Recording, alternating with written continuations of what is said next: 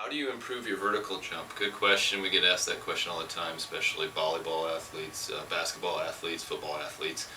It's one of those measures that everybody's after. Everybody's trying to improve their vertical jump because it's an easy one to measure. It's a standard test in the NFL Combine, so people are very familiar with the test. But what I would say, well, first of all, it depends on where you're at in terms of your athletic development, in terms of your career as an athlete.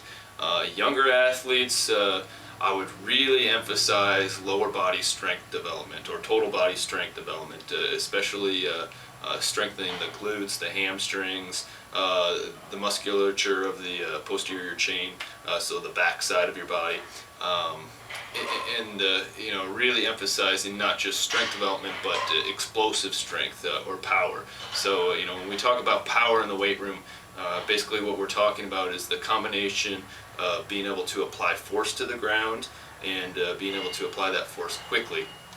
And so what we do is we utilize certain exercises, certain lifts to train those two different attributes. So for example, for training for speed strength, we utilize the Olympic movements, plyometric type of exercises, squat jumps, those kind of things, versus if we're really training for force application, how hard you can push against the ground, we utilize squats. That's a real staple of our program.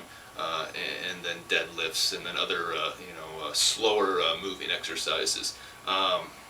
For older athletes, it really depends on how much experience they have in the weight room.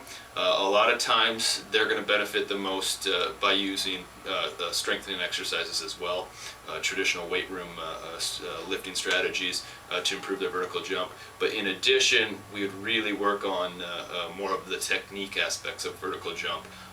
And just real quickly, I'd just say making sure that before you go into your vertical jump, before you drop down into your eccentric phase, make sure that you reach up, stretch your muscles out, put those hip flexors on stretch, and then accelerate on the way down. I think that's a common mistake. People don't assume that the downward motion matters in the jumping up motion, but it does, because what you're doing is the faster you go down, the greater acceleration you have, the greater stretch of the muscles you get, and the better potential energy you can use from those muscles on the way back up. So really loading that eccentric action hard is an important aspect of the technique.